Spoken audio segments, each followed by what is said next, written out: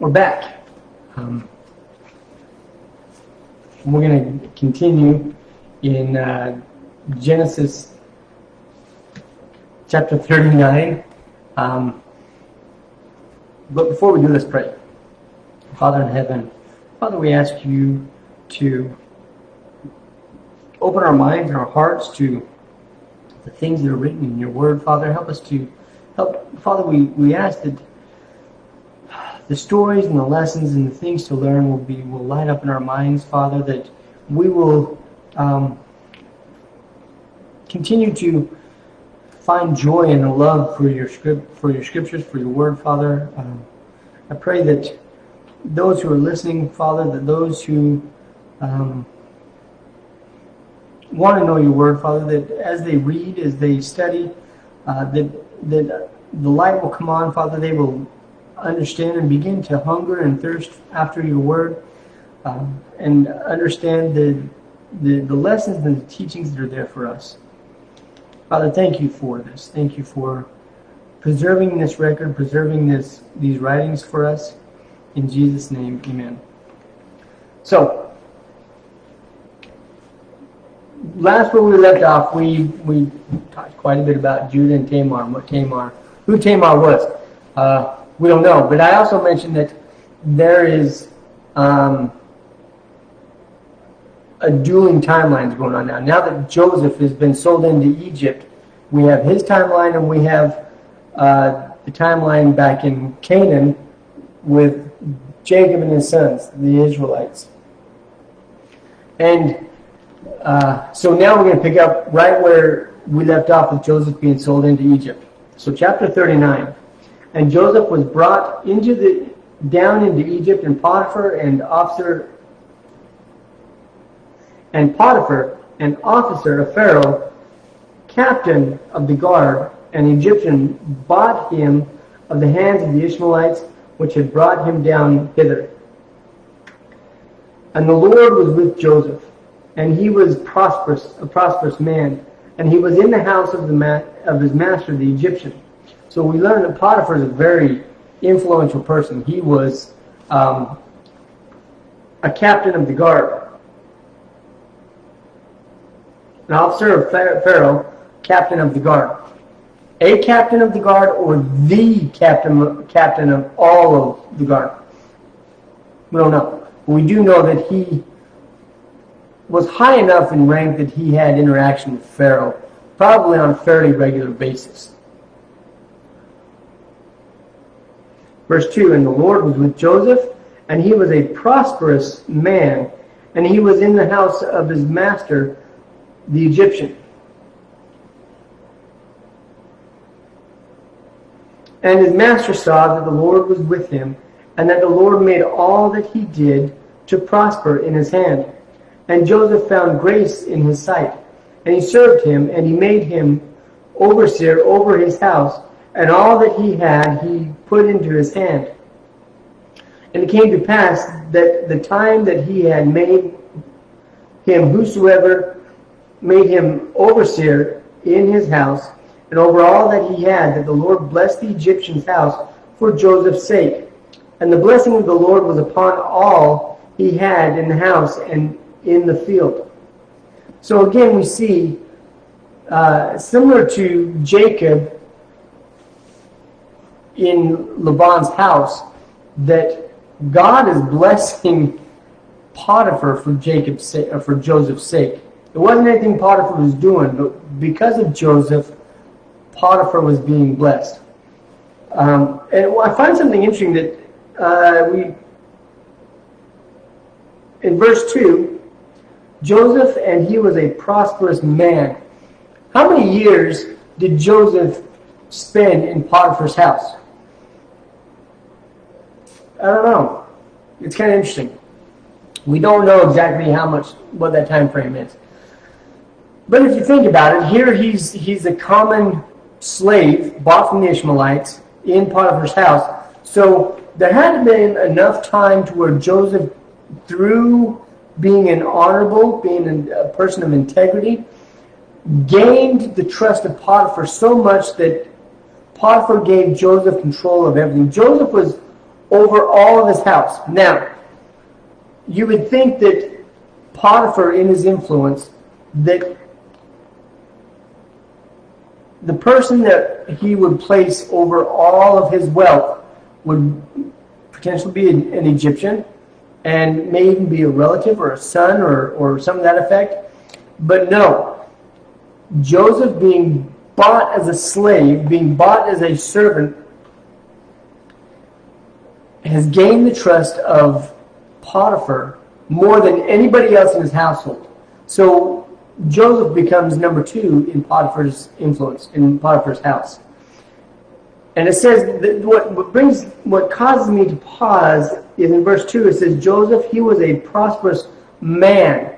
We mentioned in the last video that later on in the law of Moses, it's commonly understood that a boy does not become a man until he's 20 years old. Then he is counted among the numbers of Israel.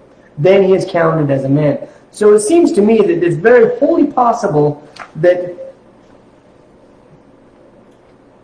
it took place over at least 3 years, 4 years, that Joseph gained the trust of Potiphar. In so much that he was considered a man. Because you got to understand, Joseph was sold into Egypt at age 17. He arrives at Potiphar's house at the age of 17. But now he's being called a man. So it's very possible that it's been 3 years or so, that it took 3 years for Joseph to rise in the ranks of Potiphar's house. This is my own conjecture. This is my conjecture. No, it's not written here. That's just me deducing just the chronology of it. Verse 6. And he left all that he had in Joseph's hand, and he knew not aught he had, save the bread which he did eat. And Joseph was a goodly person, and well favored. Joseph had Potiphar's absolute trust. Potiphar didn't have to worry about anything in his house. Didn't have to worry about. He didn't even have to worry about what he was going to eat. All he had to do was show up, and Joseph made sure he was taken care of. He had food there. Joseph was master of the house, master of all of his house. So you think about someone within a nation, a very wealthy, not just a well-to-do person, but someone in 18th century America that has a mansion full of servants. That very well could have been what was going on with Potiphar. Here's a common slave that's sold to him. He buys, I don't know how much he bought Joseph for. We know that Joseph was sold by his brothers for 20 pieces of silver. How much did Potiphar pay for? I would imagine it's probably more, because the Ishmaelites, the Midianites, are not going to take Joseph, buy him for 20 pieces of silver if they can't turn a profit. It's all about money. It's all about capitalism. It's all about making a profit. So we know that whatever price Joseph was sold for was more than 20 pieces of silver. So, but here's the key. Joseph, that was probably one of the best investments Potiphar made, because from this servant, Joseph is returning on Potiphar's investment. Joseph is causing Potiphar's to prosper significantly. Where were we? Verse 7. And it came to pass. Let's go back to verse 6. And he left all that he had in Joseph's hand, and he knew not aught he had, save the bread which he eat. Period. Okay? And Joseph was a goodly person and well favored. Now, you get to understand, in today's culture, when we say goodly person, we're probably thinking of moral character. That's not what this means here. This means his outwardly appearance. Goodly, at least according to Strong's Concordance, that the word that's used is more about his physical features, not about his integrity of being a goodly person to take care of Potiphar. No. It's a period stating that, okay, Joseph has done this. And then it says, but this is the segue into Potiphar's wife. Joseph was a goodly, let's go back and read it again, was a goodly person and well-favored. This means that he was a good-looking guy. He was a strong, healthy young man, good-looking, attractive. And this is where Potiphar's wife comes into play. So she wasn't attracted to him because he was the master of the house or he was taking care of. She was attracted to him because he was a well-proportioned, strong, physically attractive young man. Verse 7, and it came to pass after these things that his master's wife cast her eyes upon Joseph, and she said, lie with me. Let's just keep reading. Verse 8, but he refused and said unto his master's wife, behold, my master wotteth not what is with me in the house, and he hath committed all things he hath to my hand. There is none greater in this house than I, neither he kept back anything from me but thee, because thou art his wife. How then can I do this great wickedness and sin against God?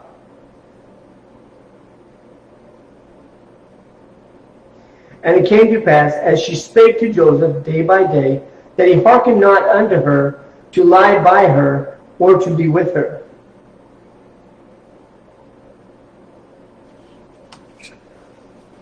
So Joseph, this makes sense, being that Potiphar has committed everything to his house. There is nothing that Potiphar hasn't given to Joseph to do with as he will. Potiphar has entrusted Joseph with everything except for his wife. The one thing Potiphar has refrained from Joseph was his wife. Rightly so. Joseph is very familiar with adultery. Joseph knows what adultery is. Joseph knows what kind of sin it would be to have an affair with his master's wife, who is committed and entrusted with him everything, the most intimate of things, except for his wife. But his wife continues to pester him day by day. It sounds like to me that Potiphar was very wealthy. His wife was used to getting what she wanted. His wife could get anything she wanted. Potiphar was so wealthy that if she wanted this, wanted that, nothing was withheld from her. It also seems to me that Potiphar adored his wife. She probably was fairly attractive. And so she was used to getting what she wanted. She saw Joseph. Now, did Potiphar's wife have affairs with other men and other servants? We don't know. It's a possibility. We don't know. But we do know that she seemed to be very, she got what she wanted.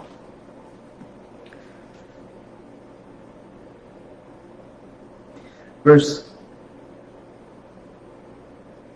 11, and it came to pass after this time that Joseph went into the house to do his business, and there was none of the men of the house there within. Was this coincidence that on this particular day there was no other man in the house to verify his innocence? I'm thinking that it's possible that she planned and coordinated this, that she was determined to have Joseph, and so she waited for an opportunity when there were no men, or she sent all the men servants away so that she could seize upon Joseph in this moment.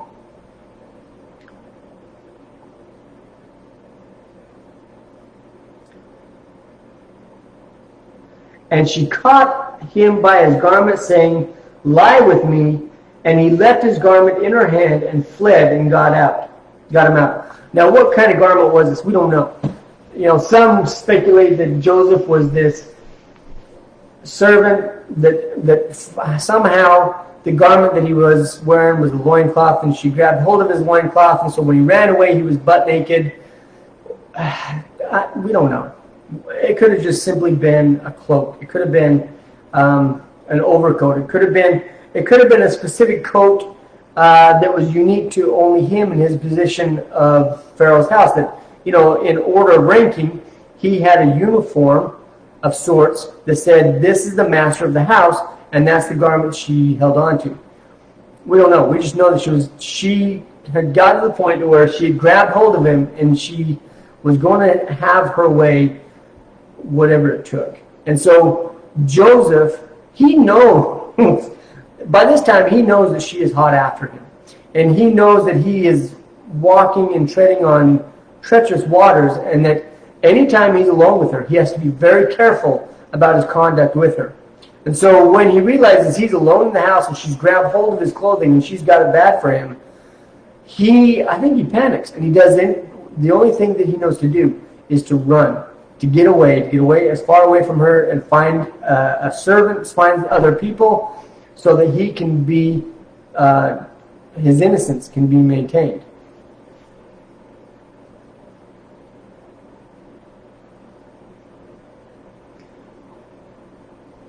Verse 13, it came to pass when she saw that he had left his garment in her hand and was fled forth, that she called unto the men of her house and spake unto them, saying, See, he hath brought in an Hebrew unto us, mocking us. He come in unto me to lie with me, and I cried with a loud voice. So when Joseph was sold into Egypt, it was understood, Potiphar knew he was a Hebrew. Was that because of the way he was dressed? Was he wearing... We know that Hebrews, according to the law of Moses, wore a blue fringe. Was that something that existed before the law of Moses? It may have been. Maybe when he was... Yes, his coat of many colors was shredded from him, but the way he was dressed signified him as a Hebrew. There was something about him that they knew was Hebrew. Maybe it was just the fact he was circumcised, because nudity and sexual parts were not the sexualized what they are now. I mean, it's a different situation. It's a different perspective on our body. So it might be that they knew as Hebrew because he was circumcised. We don't know, but we do know that they were very aware that it was Hebrew. And another thing to take into note: the people in Egypt, Potiphar's house, Potiphar and his wife, they don't know who Jacob is. They don't know who Israel is. Israel is not a thing yet. Maybe in the land of Canaan, where locally, but throughout the landscape, throughout all the peoples, nobody knew who Israel was yet. Israel was not an international ethnicity or international nation. Hebrews were. People were very aware of what a Hebrew was. And Joseph was a Hebrew.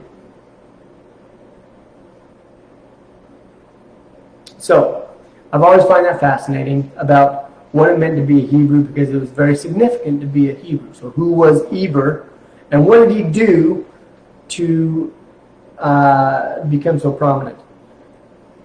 We don't know. But nonetheless, Joseph was a Hebrew. And so,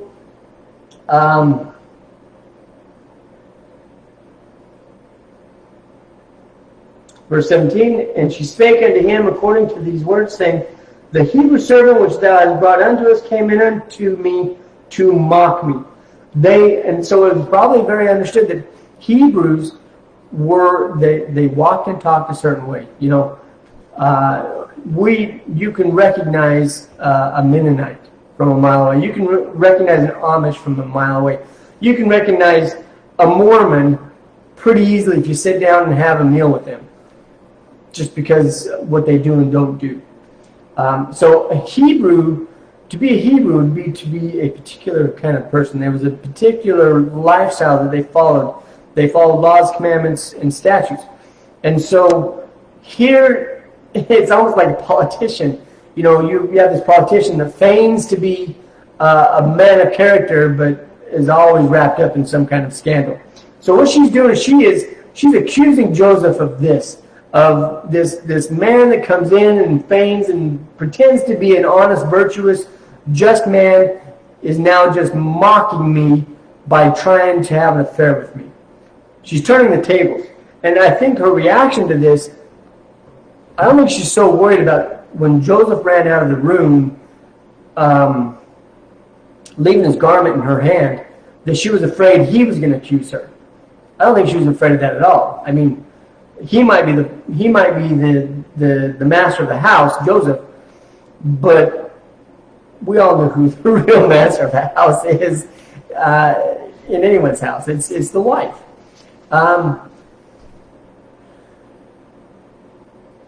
So I lost my train of thought. Sorry. So I think what it is she realized at this point when Joseph literally ran away from her as fast, like he had seen a ghost, like he was running for his life. She responded with anger because she, for the first time, or maybe for the rarity of her life, she finally understood she is not going to get what she wanted. She wanted Joseph, and he was not going to give it to her, and she was throwing a fit. She was retaliating out of her own, you know how people are. People that seem to always get their way, and when they don't, they go off the handle, they throw a fit. Well, I think that's what's going on here with Potiphar's wife.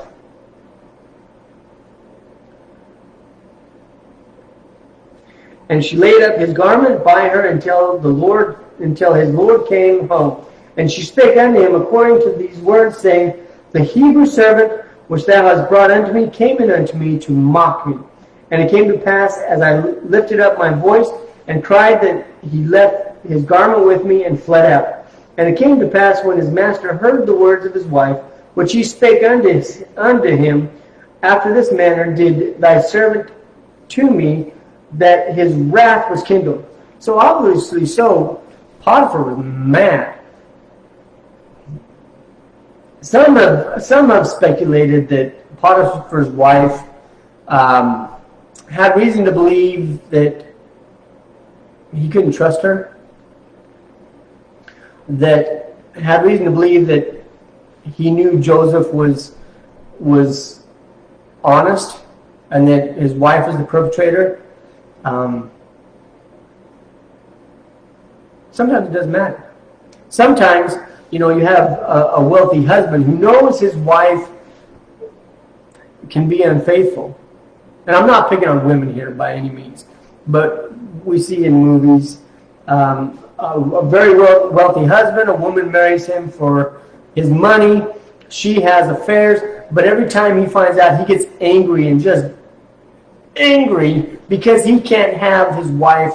She has her affections for. So that might be the case right here, where he recognizes that her affections are for Joseph and becomes viciously angry and does away with Joseph, not because he mistrusts Joseph, but because once again he doesn't want his wife to have what he can't. I'm making, I'm just don't take it for written here, because all I'm trying to do is just paint a potential picture of what's going on, the circumstances. Maybe Potiphar trusted his wife wholly, and he believed his wife, and nonetheless he had a reason to be very, very upset. And so he was. It's not often that you hear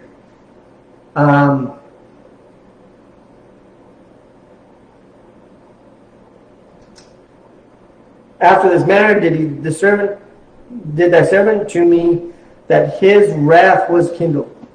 We know that when we hear about God's wrath is one. To be angry or upset at something is one thing, but wrath is a whole nother level of angry. All right, verse 20. And Joseph master took him and put him into the prison, a place where the king's prisoners were bound, and he was there in prison. It wouldn't have been anything difficult was there a court? Was there a trial? Most likely not. Potiphar was the captain of the guard, or a captain of the guard. How hard would it be for Potiphar to throw Joseph into prison. That's what Potiphar did. He was the captain of the guard. He threw people in prison. So it was second nature. I mean, Joseph, it was an easy thing for Potiphar to do. Put him in prison, a place where the king's prisoners were bound, and he was there in prison. Verse 21. But the Lord was with Joseph and showed him mercy and gave him favor in the sight of the keeper of the prison. And the keeper of the prison committed to Joseph's hand all the prisoners that were in the prison. And whosoever they did there, he was the doer of it. So once again, how long had Joseph been in prison? Because when he gets into prison, he's thrown into prison accused of treachery, of pretending to be one thing and deceiving. Extortion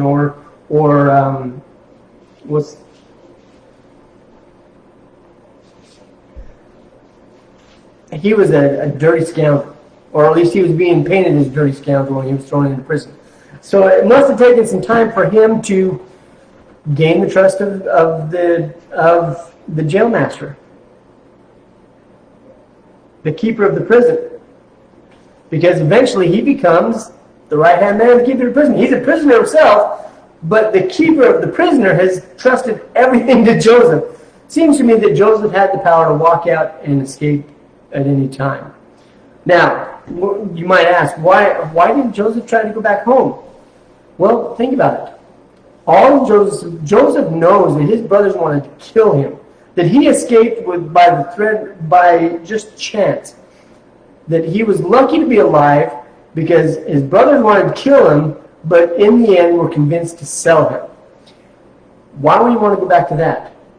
It's just like Jacob when he fled from Esau. Yes, his mom and dad are there, but he knows that Esau is wanting to kill him. Yeah, Joseph knows his mother and father are still back there in Canaan.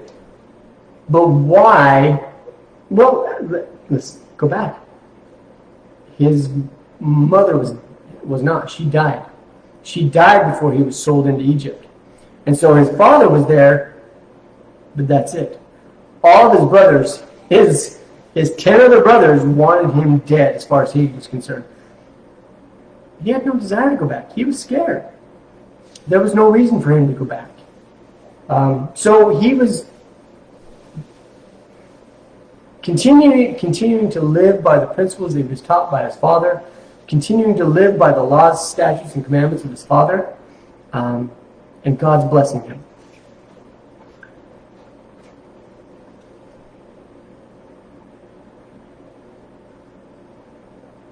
Verse 23, the keeper of the prison looked not to anything that was under his hand, because the Lord was with him. And that which he did, the Lord made it to prosper. Joseph had a golden finger. Everything he touched turned to gold. And his integrity speaks for himself. Let's continue. Chapter 40. And it came to pass after these things that the butler of the king of Egypt and his baker had offended their lord, the king of Egypt, and Pharaoh was wroth against them, against the two of his officers, against the chief of the butlers, and against the chief of the bakers. We don't know what they did, but they did something very, very angry that caused Pharaoh to be upset. And he put them inward in the house of the captain of the guard, into the prison, to the place where Joseph was bound. The captain of the guard. Are we talking about Pharaoh? Potiphar's never mentioned again. Did Potiphar have any interaction with Joseph after he put him in prison? We don't know. Don't know.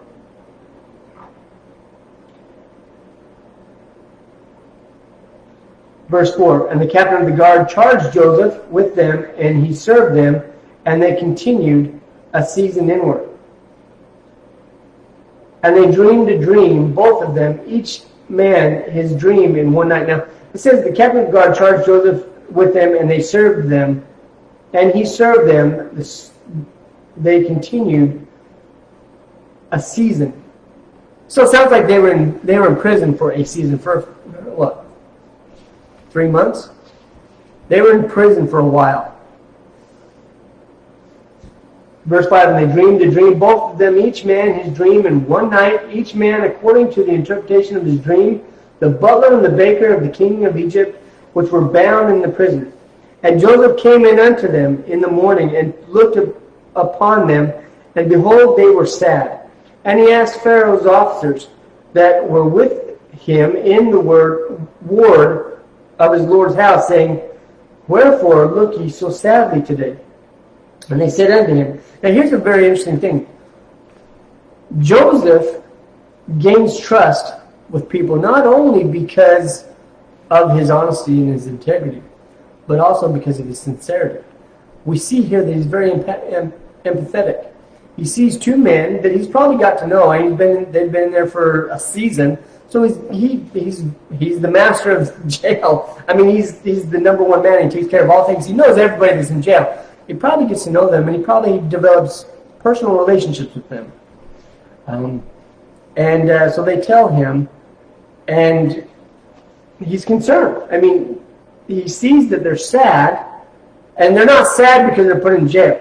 They're sad because of the dream they have after they've been in jail for some time.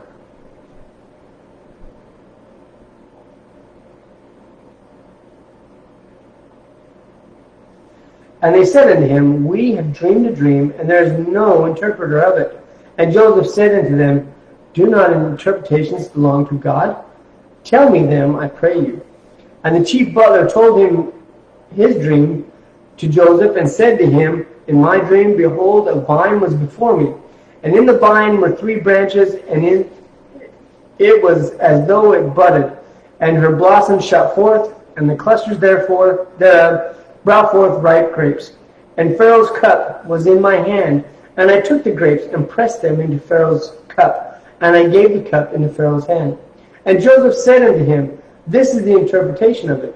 3 branches are 3 days, yet within 3 days shall Pharaoh lift up thine head and restore thee into the place, and thou shalt deliver Pharaoh's cup into his hand after the former manner when thou wast his butler.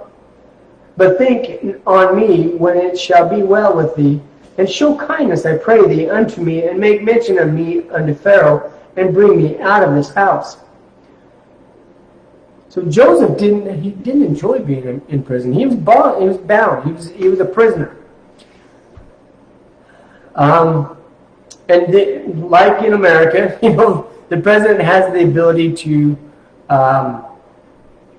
pardon. Pharaoh has all authority to pardon. Being the high position that Potiphar was, I don't think anybody but Pharaoh could pardon Joseph for his offenses.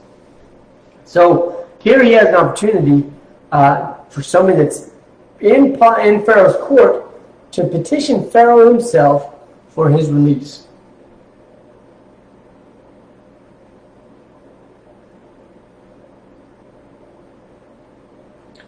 "15. For indeed I was stolen away out of the land of the Hebrews, and here also have I done nothing that they should put me into this dungeon.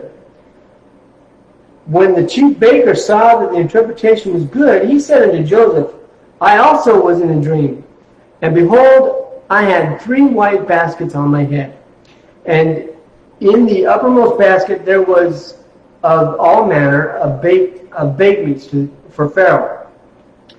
And the birds did eat them out of the basket upon my head. And Joseph answered and said, This is the interpretation thereof. The 3 baskets are 3 days. Yet within 3 days shall Pharaoh lift up thy head from off thee, and shall hang thee on a tree, and the birds shall eat thy flesh from off thee." Verse 20, "And it came to pass the 3rd day, which was Pharaoh's birthday, that he made a feast unto all his servants. And he lifted up the head of the chief butler and the chief baker among his servants. And he restored the chief butler unto his butlership again, and he gave the cup unto Pharaoh's hand. But he hanged the chief baker, as Joseph had interpreted to them. Yet did not the chief butler remember Joseph, but forgot him." So, just to paint a picture, the butler,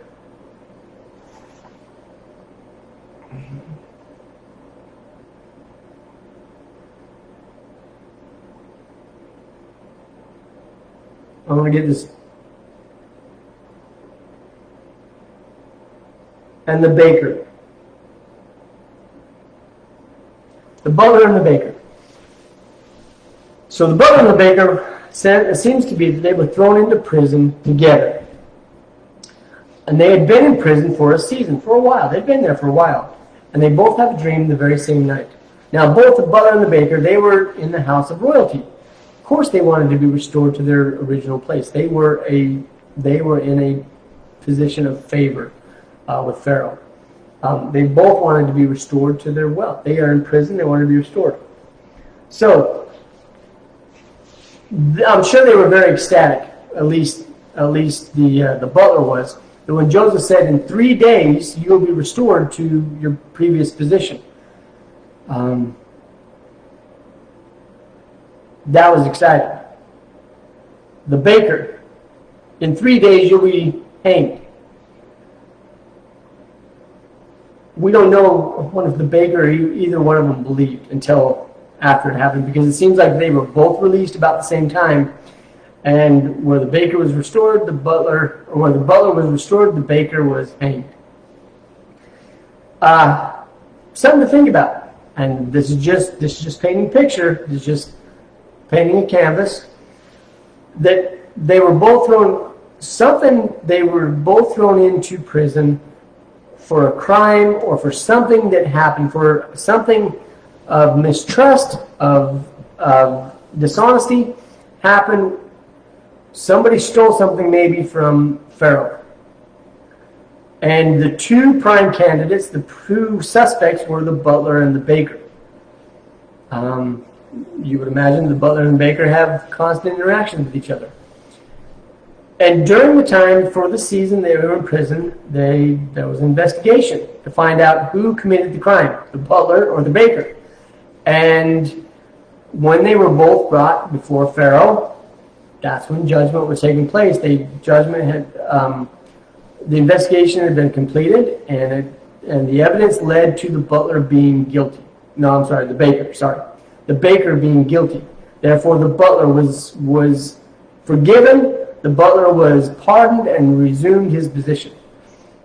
That's what seems to be the case. But Joseph, we see a very interesting picture of Joseph. Joseph was a very compassionate man. He was concerned with people. He loved to, obviously loved the people he was serving. So we get a good picture of the kind of man Joseph is becoming. And it's not surprising given what occurs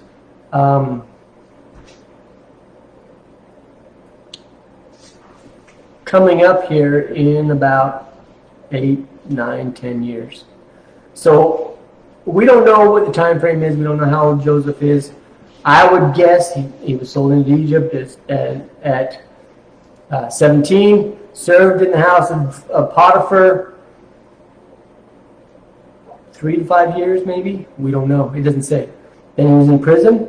He must have been in prison long enough to gain. I mean, here's a thief, a prisoner, a scoundrel that tried to seduce his master's wife, gains the trust of all of the prison keeper.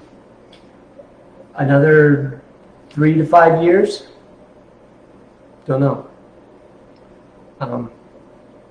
But I find it interesting that we see that Joseph has been given the gift of dreams. Now, did he understand one of the things that caused him to be sold by his brothers was his dreams?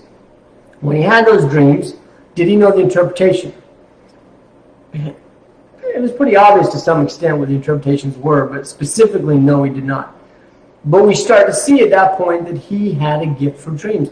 Not only was he a dreamer, he had the interpretations of dreams. So by the time he gets to prison, and the baker and the butler come into prison, he has gone from having dreams and understanding the gist to, How many of us, if we heard two dreams like that from a butler and baker Pharaoh, we can interpret the dream like Joseph did? Joseph had the gift of prophecy. Joseph was a right-standing man. He was a man that walked in the ways of God. And so we see Joseph's, I don't want to call him his abilities, gifts, developing. We see him developing from someone just having dreams to someone interpreting specifically, very specifically, dreams, which God is the most amazing, because he takes people, the most amazing stories in the Bible often aren't through superheroes, through people of significance, but rather through people of the most insignificance. Joseph is a criminal. He's a prisoner. He is locked up in jail, and yet God is positioning him to become the most powerful man in all the land. Doesn't that sound like somebody else we know? Jesus being born in the most humble circumstances and being positioned to become the Savior of the world. So there's a lot of types and shadows, but Joseph in Egypt is another type and shadow of Jesus. Leave it at that. Rabbit trails, that's this thing is full of rabbit trails, because so many, it all just interconnects and combines into a cohesive one story. And that's, people get lost in the weeds, and they lose sight of the forest for the trees.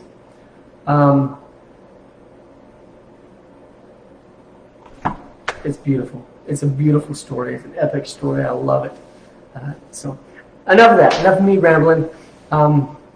We will, here shortly, I will read our next section, starting in Genesis 40.